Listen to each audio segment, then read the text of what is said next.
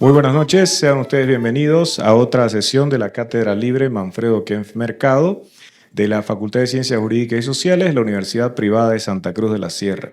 Con el fin de hablar sobre lo que sucedió entonces, se ha invitado a una verdadera autoridad en la materia, la licenciada Paula Peña, quien además de ser investigadora, miembro número de la Academia Boliviana de la Historia, es directora del Museo de Historia de la Universidad Autónoma Gabriel René Moreno. Sin más que añadir entonces, y agradeciendo la aceptación a nuestra propuesta, le cedemos la palabra. Muchas gracias, Enrique. Desde hace 35 años que llevo estudiando la historia de Santa Cruz y revisando documentos, a la luz de nuevas miradas, a la luz de que se encuentran documentos o que probablemente el documento estaba ahí y nadie hacía referencia, es que ya casi hace 25 años venimos trabajando no solamente desde el Museo de Historia, sino también desde la Sociedad de Estudios Históricos y Geográficos en recuperar fechas importantes como la proclamación de la independencia en Santa Cruz de la Sierra.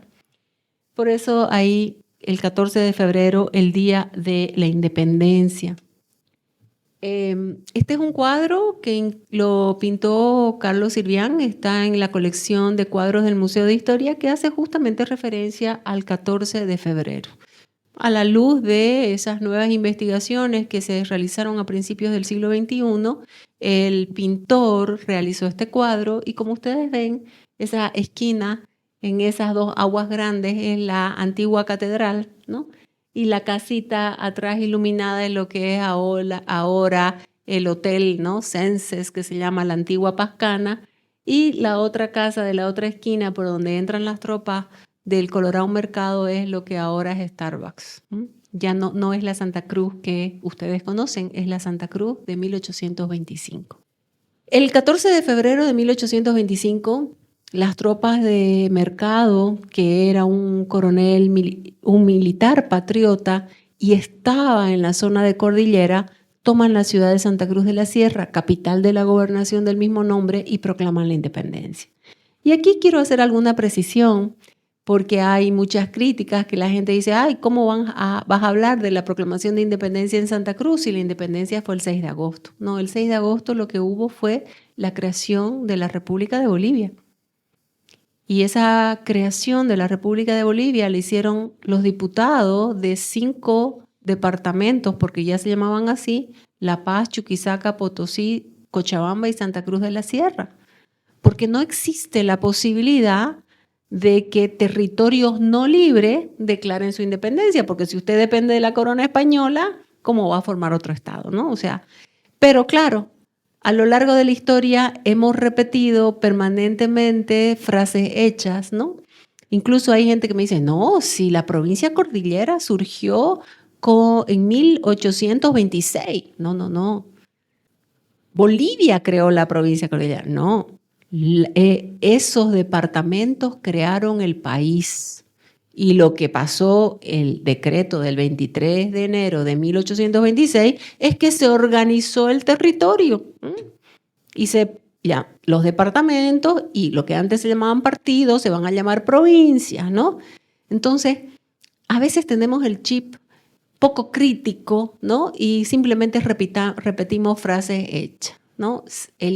Incluso ustedes van a googlear y hay gente que dice el departamento de Santa Cruz se creó el 23 de enero de 1826. No, el de Santa Cruz preexiste. Santa Cruz, Cochabamba, La Paz, Chuquisaca, Potosí dieron origen a un estado, la República de Bolivia. Por lo tanto, no es impreciso hablar de la independencia en Santa Cruz de la Sierra.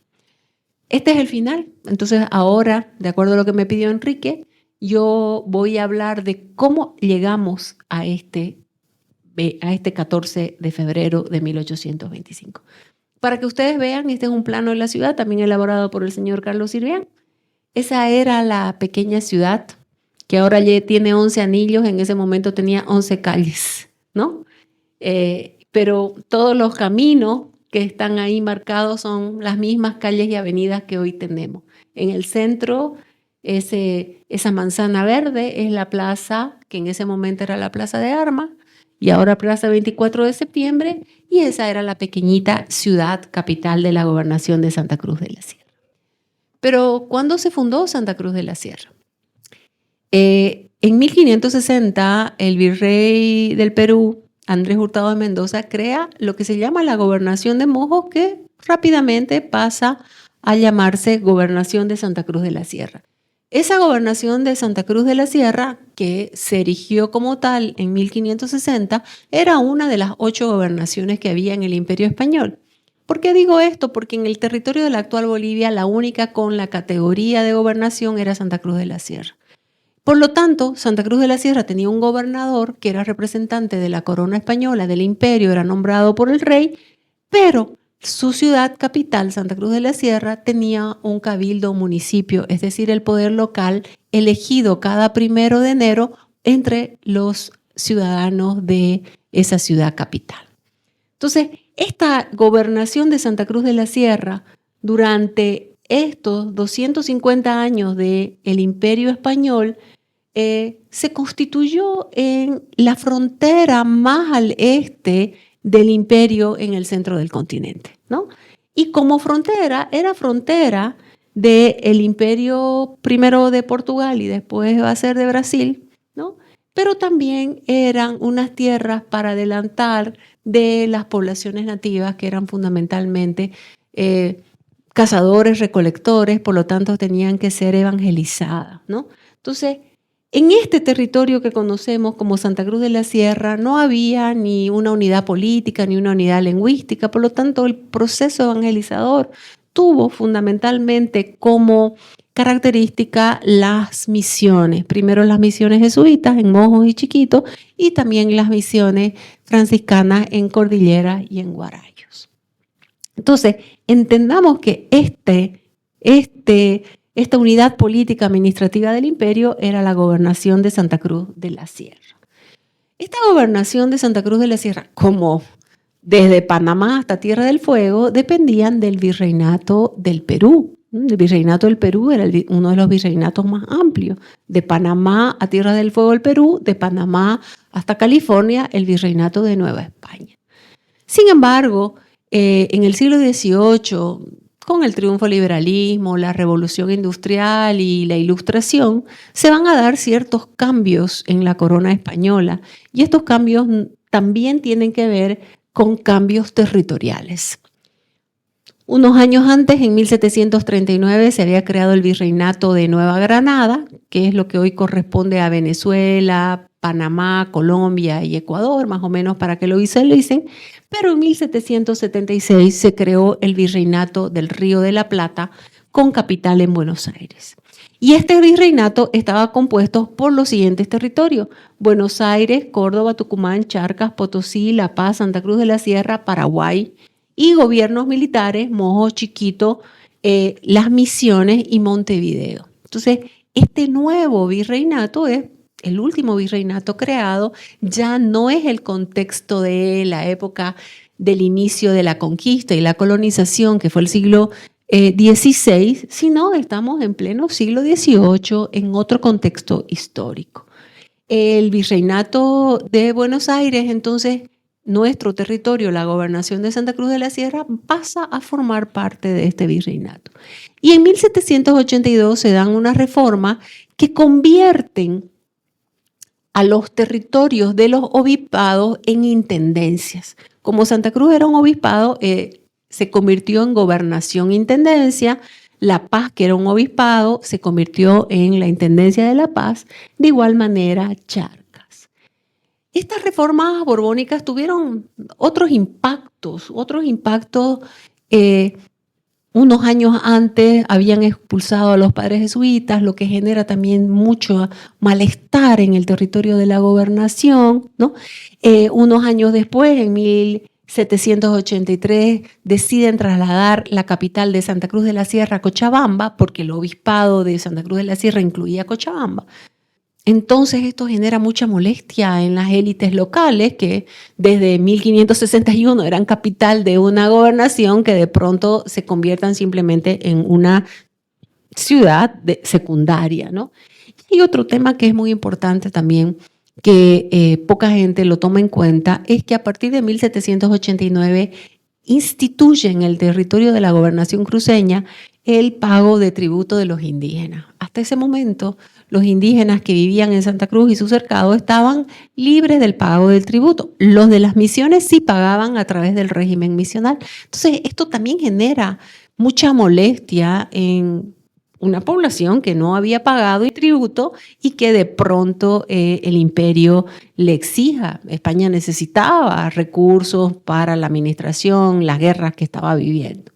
Esto también va a provocar lo que conocemos nosotros en la historia cruceña como la guerra chiriguana, ¿no? Fíjense ustedes esta guerra chiriguana que entre 1777 y 1809 se lleva a cabo en lo que hoy es la provincia Cordillera y va a provocar que la corona española construya dos fuertes importantes, el fuerte de San Carlos de Saipurú y el fuerte de San Miguel de Membiray. Lamentablemente no quedan ni ruinas de estos fuertes, pero fueron fuertes muy bien construidos. Y no solamente fuertes construidos, sino que ahí se establecieron comandos con 125 soldados y además de indígenas, flecheros o lanceros que apoyaban al fuerte. Y otro elemento importante es la guerra mojeña, que se va a dar en la zona de Mojos, que dependía de Santa Cruz de la Sierra. Justamente después de la expulsión de los padres jesuitas, el obispado manda a curas diocesanos y la corona española manda a administradores. Estos administradores civiles no tenían ni de lejos el celo que habían tenido los padres jesuitas y esto genera mucha molestia, especialmente entre los canichanas. Incluso van a morir un gobernador y esto va a provocar malestar. ¿Qué les quiero mostrar con esto? Había malestar. No es que el 24 de septiembre nos levantamos para proclamar el inicio de la Guerra de la Independencia, sino que había un malestar general entre la población mestiza, entre la población criolla, entre la población indígena. Y en Cordillera también se había acentuado ese malestar porque comenzaron a fundarse misiones franciscanas. En este momento, Santa Cruz de la Sierra tenía 450 hombres armados en la ciudad y en las misiones, en Mojos había 125 hombres, además de los indígenas flecheros y lanceros y 125 hombres en Chiquitos. Estos soldados eran soldados cruceños. Es importante también saber que en estas reformas borbónicas se estableció que los criollos podían formar parte del ejército. Por eso es que ustedes van a escuchar nombres como Mercado, como Suárez, como Velasco. Hasta las reformas borbónicas, el ejército español en América era un ejército peninsular. A partir de estas reformas va a ser un ejército americano. Y seguro han escuchado hablar de Sucre, de Bolívar y demás, ¿no?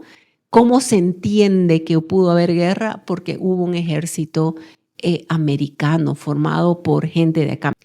Ahí tienen ustedes el territorio del obispado, que ven que se amplía, no es solamente Valle Grande, sino que se amplía a Cochabamba, Misque, Aiquile, todo ese territorio, ¿no? Ahí tienen estos grabados para alguien que conozca San José de Chiquito, están justamente en la iglesia y muestran de estos 125 hombres lanceros y que habían en Chiquitos. Simplemente es la iconografía, fueron pintados a principios del siglo XIX para que se imaginen cómo es que estaba. Entonces, esa es la situación que está Santa Cruz. ¿Cómo se va a agravar esa situación? En 1808, Napoleón, emperador de Francia, invade España, lo mete preso al rey de España, a Fernando VII, y pone a su hermano José Napoleón Bonaparte como rey de España. Los españoles están luchando su propia guerra de independencia.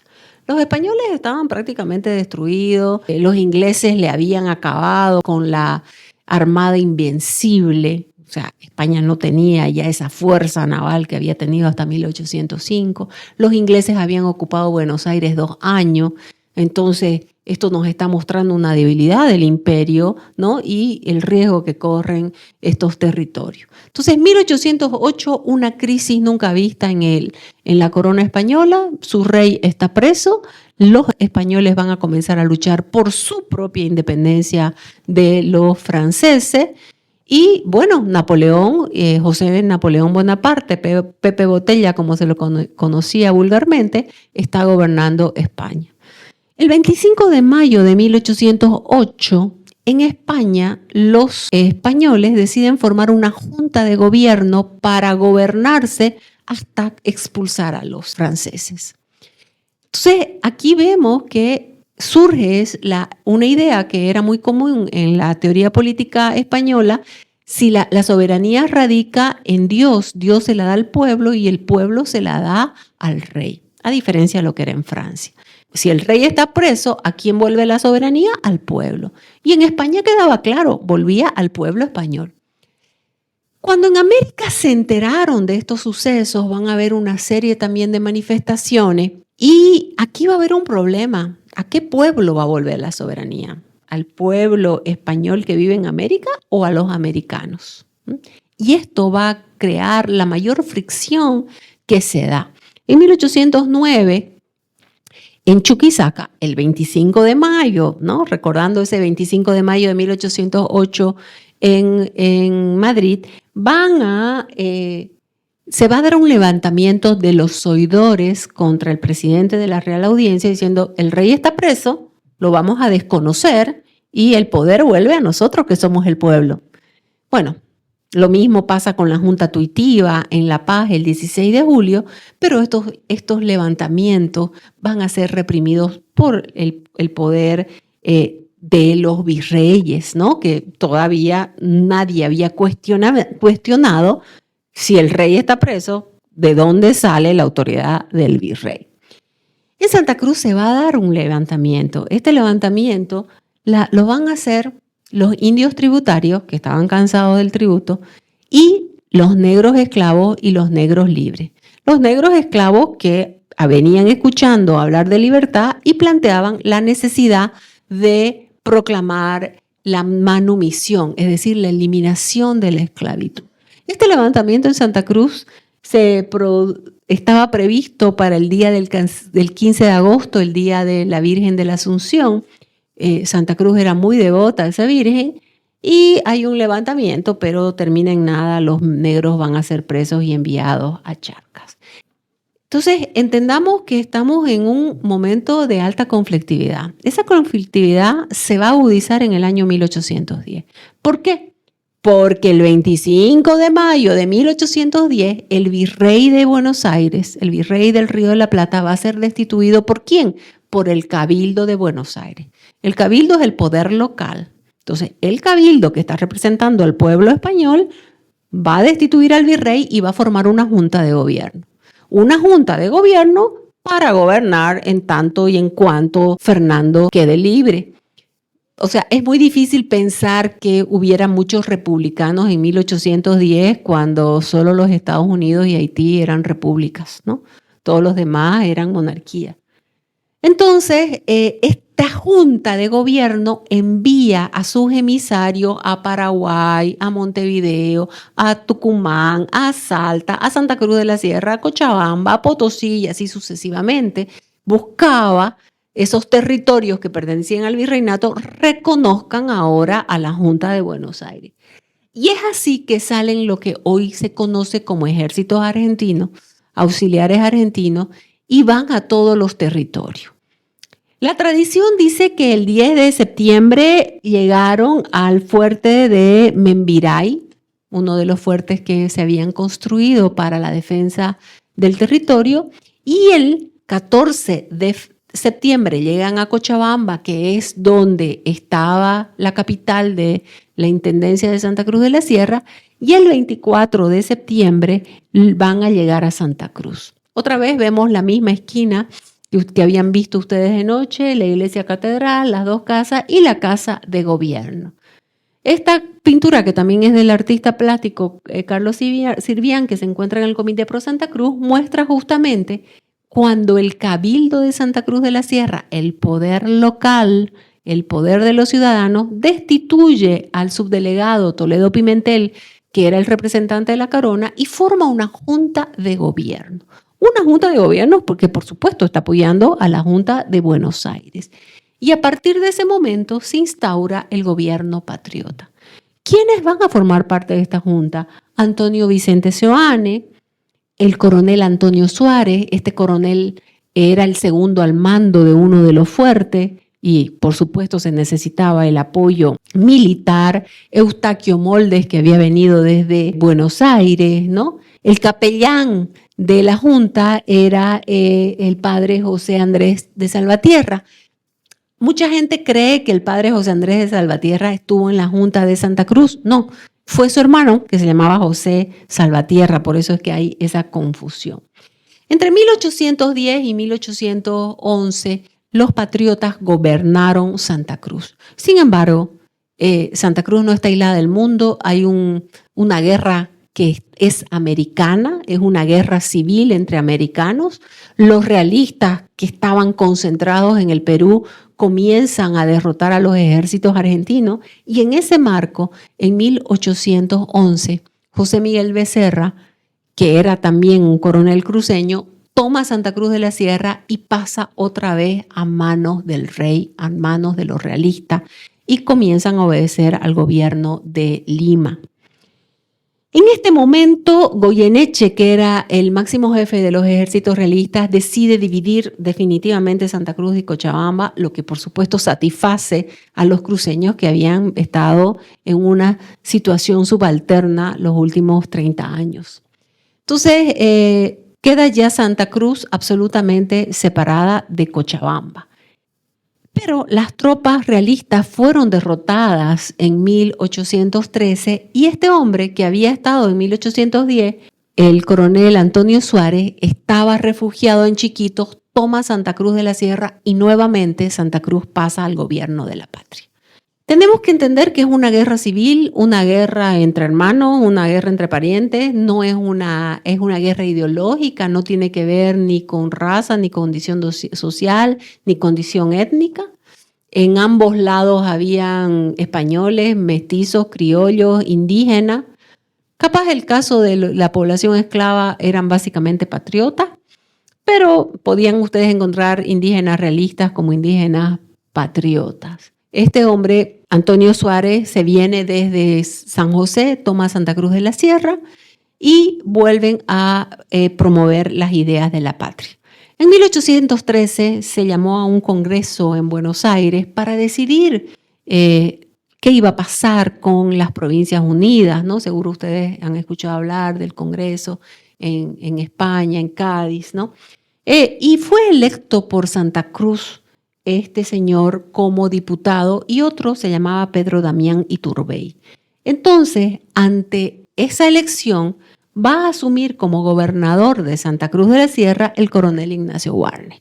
Él era porteño de Buenos Aires, no digo argentino porque no existía Argentina, pero él viene con los ejércitos de Belgrano y Belgrano lo había nombrado gobernador de Santa Cruz de la Sierra.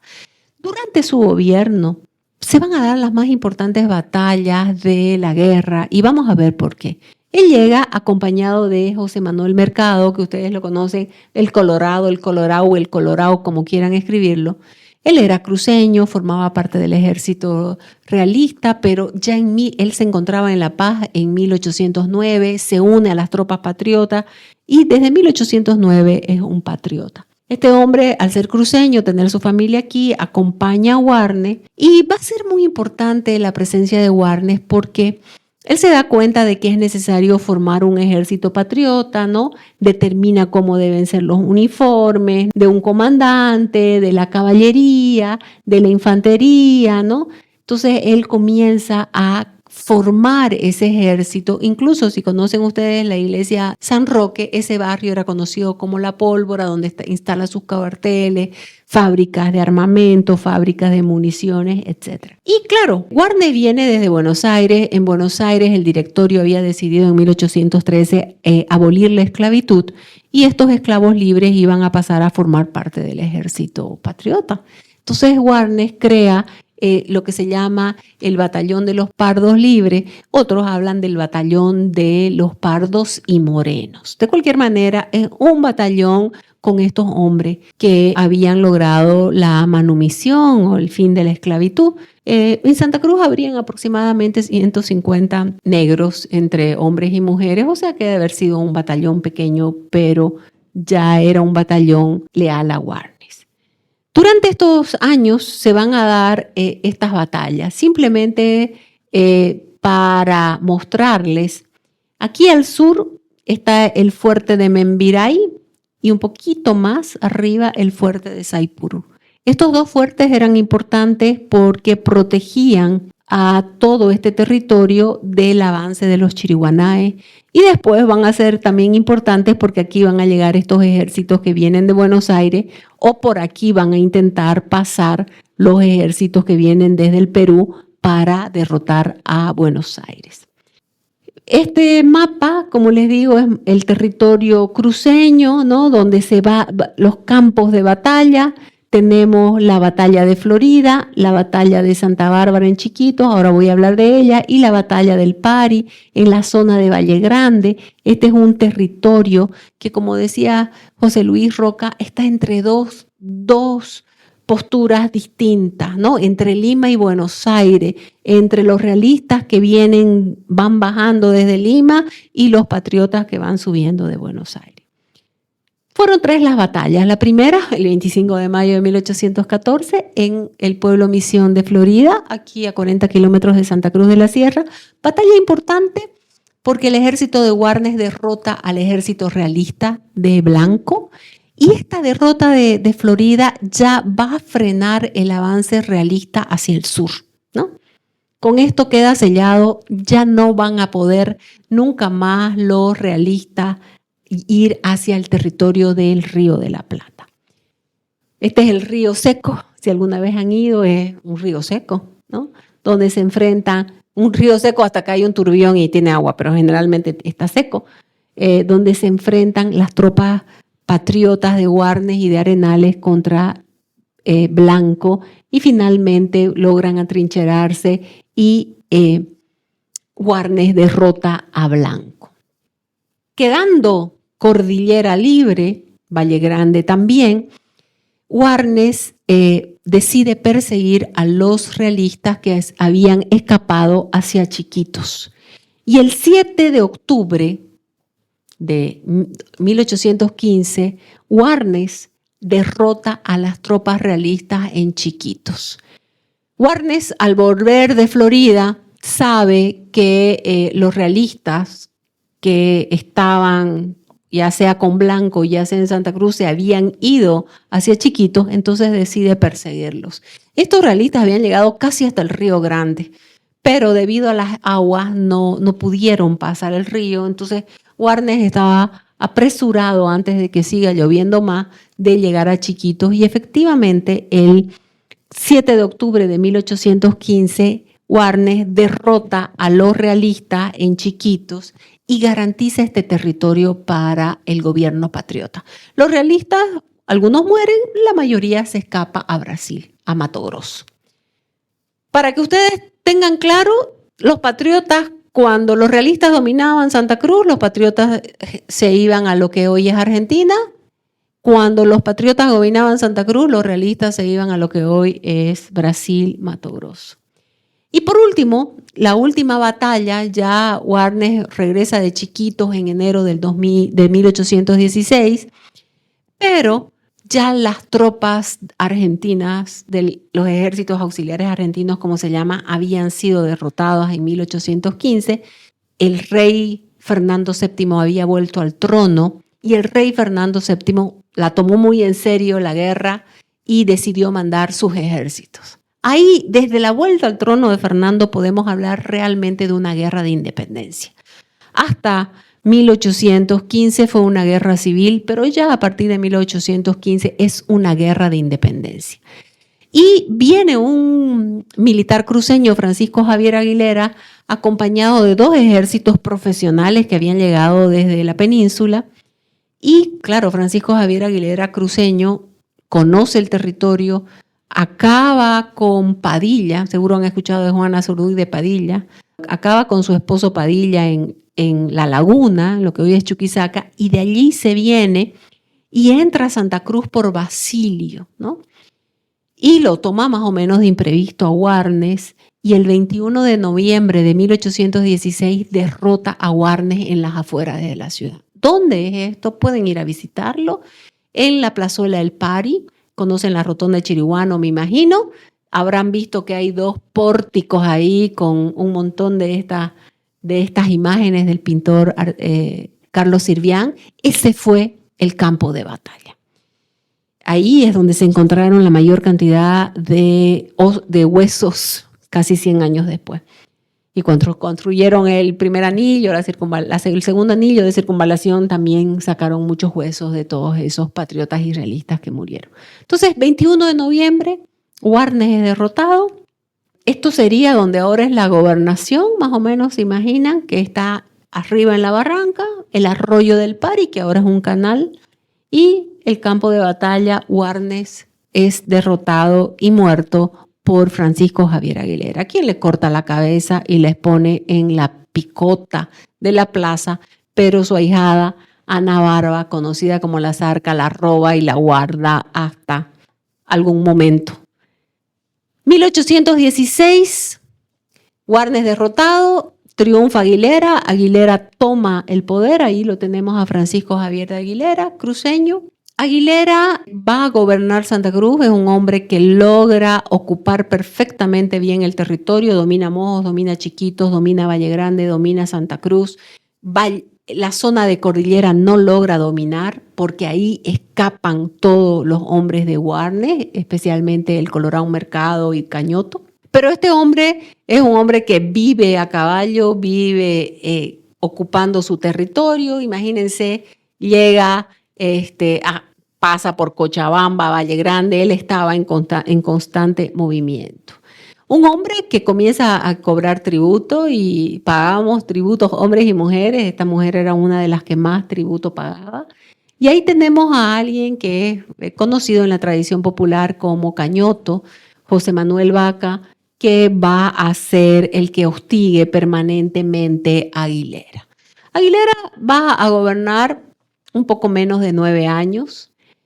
Y en 1824, después de las batallas de Junín y Ayacucho, ya más o menos la suerte de Santa Cruz de la Sierra estaba echada. Sucre trata de negociar con Aguilera para que se pase del lado de la patria, del lado del Ejército Libertador de Bolívar. Espera mucho tiempo y el segundo al mando de la tropa de Aguilera lo destituye y proclama la independencia en Valle Grande, y 2 días después proclama la independencia en Santa Cruz de la Sierra.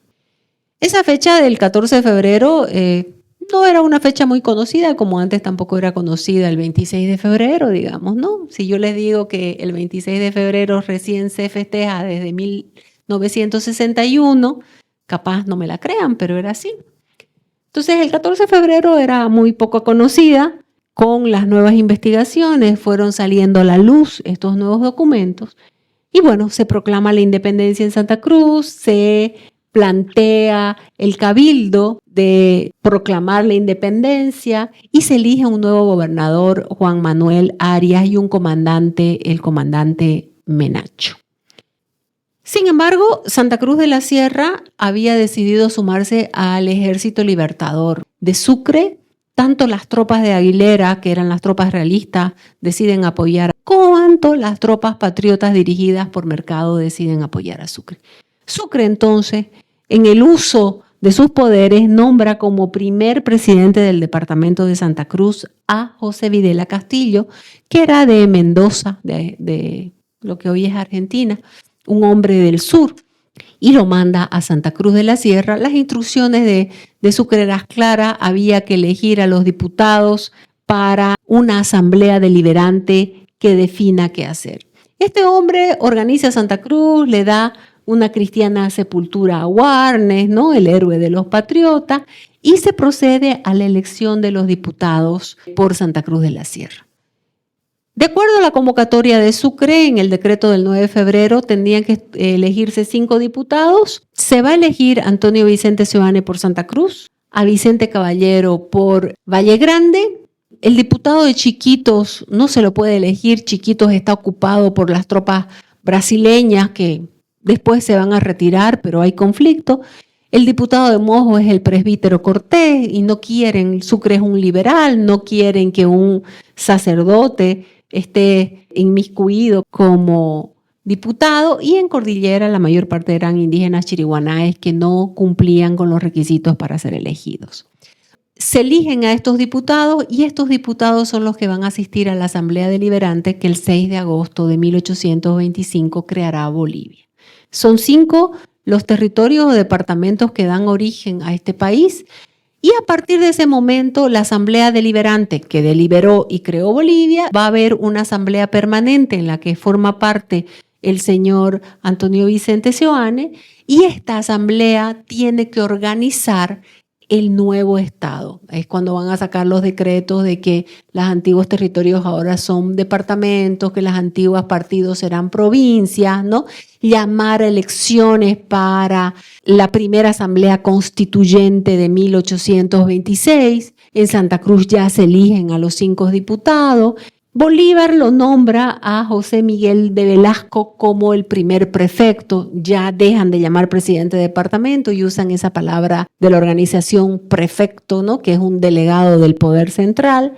Y José Miguel de Velasco va a ser el primer prefecto de Santa Cruz con ese título.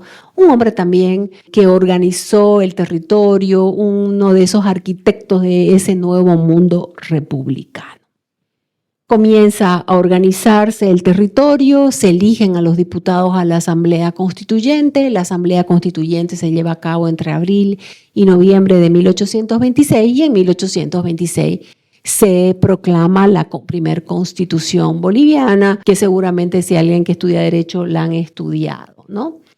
Ese era el territorio del departamento de Santa Cruz en 1825 y ese es el territorio del departamento de Santa Cruz hoy. El territorio de lo que era Mojo se convierte en 1842 en Beni. Estos otros territorios se los cede a Brasil en 1867, Melgarejo lo cede.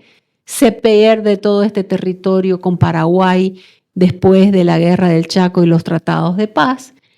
Y como ustedes ven, ese gran departamento de 1825 queda reducido a este departamento que sigue siendo el más grande de Bolivia, que correspondería a el territorio del antiguo partido de Chiquito, que se fue dividiendo, Cordillera, Valle Grande y Santa Cruz y su cercado. A partir entonces de 1825, Santa Cruz proclama su independencia y con esta proclamación de independencia tiene la capacidad de crear un nuevo país. Y en estos 200 años que vamos a celebrar el próximo viernes 14 de febrero, lo que se busca también no es solamente este gran proceso de 15 años de enfrentamiento que nos llevó a declarar la independencia, sino fundamentalmente entender qué hemos hecho los cruceños con nuestra condición de departamento en un marco estatal distinto. Hasta 1810 estábamos bajo el marco estatal del Imperio Español. Hoy estamos bajo el marco estatal del Estado boliviano y cómo en estos 200 años hemos sido capaces de pensar, de planificar y de enfrentarnos a un Estado que poco nos entiende y poco nos comprende y cede nuestros territorios y nos pone trabas para la integración con el comercio mundial, la integración con el resto del continente y para el desarrollo pleno de Santa Cruz. Muchas gracias.